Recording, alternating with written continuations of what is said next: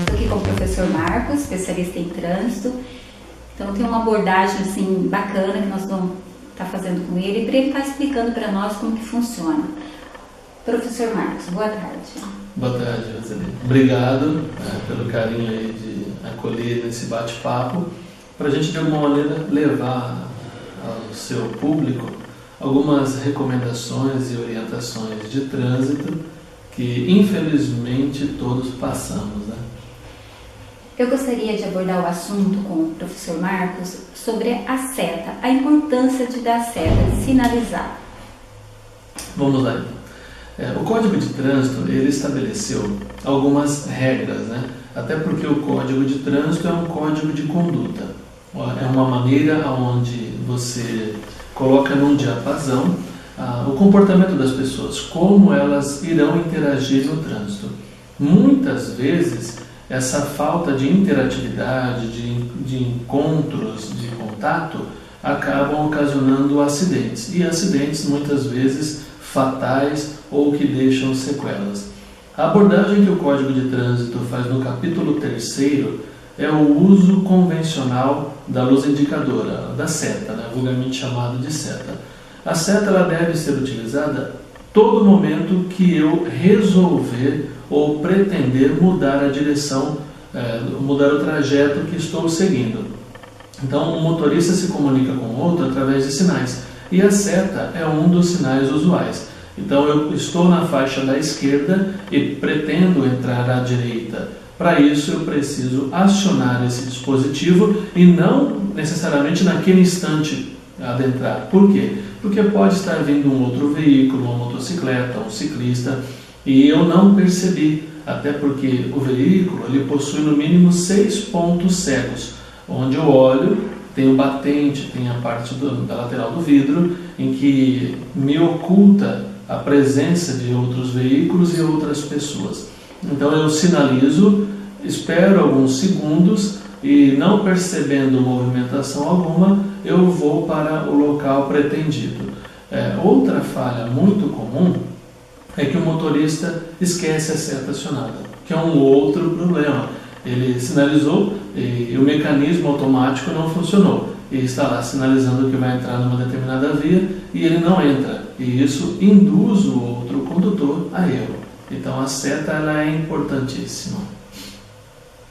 Outra abordagem, professor Marcos, é a respeito da importância da buzina, do som.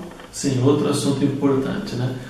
O Código de Trânsito, no artigo, se não me engano, 40 em diante, ele vai comentar alguma coisa sobre o uso da buzina, que eu não posso necessariamente ficar acionando-a constantemente. É passivo de infração de trânsito, que está no artigo 228, 229 e 227 do Código de Trânsito Brasileiro. São infrações que variam de média, de R$ 85, a gravíssimas, que dão inclusive a recolha do veículo, né? E as pessoas elas têm a mania ou costume de ficar acionando a buzina constantemente. O mesmo capítulo 3º, ele direciona, olha, você só pode usar a buzina em situações específicas, quando você pretende ultrapassar uma pessoa ou avisar de um iminente perigo.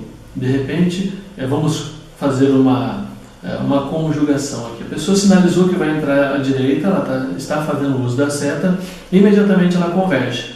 Um outro veículo que está na faixa da direita, percebendo essa manobra abrupta, essa manobra rápida, ele vai buzinar, para que o outro motorista, opa, tem alguma coisa errada. Ele mantenha-se naquela condição, naquela rotina, para evitar um mal maior, para evitar um acidente ou coisa assim. Então, o que não pode ser feito na buzina? Substituí-la por um outro dispositivo.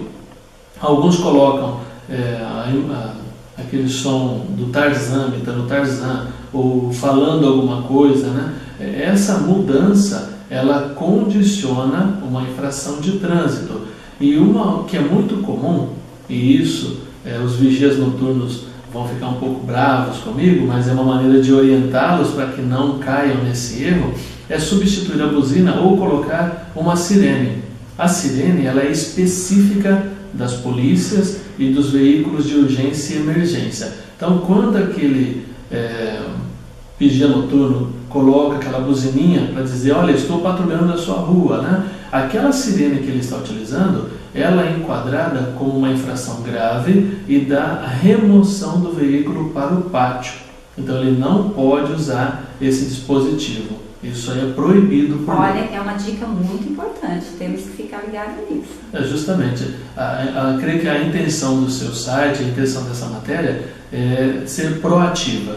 Então, é levar ao cidadão o que ele deve fazer, o comportamento dele, para que não seja punido nem pela lei, no caso de ser fiscalizado e perder uma quantia em dinheiro, e também a pontuação, porque essa pontuação lá na frente vai fazer uma diferença muito grande. Ele pode ser impedido de fazer um curso especializado, mudar a categoria ou até perdê-la, de acordo com a situação que ele se encontre naquele momento. Um permissionário acabou de tirar a habilitação, uma infração grave faz ele perder a habilitação.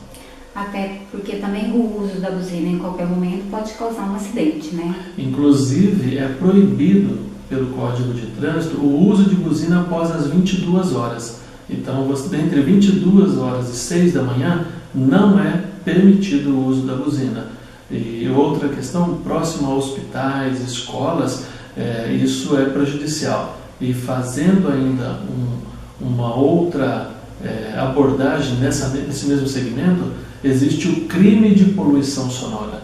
Essa multa de poluição sonora, ela chega a R$3.000, em alguns casos pode chegar a R$6.000.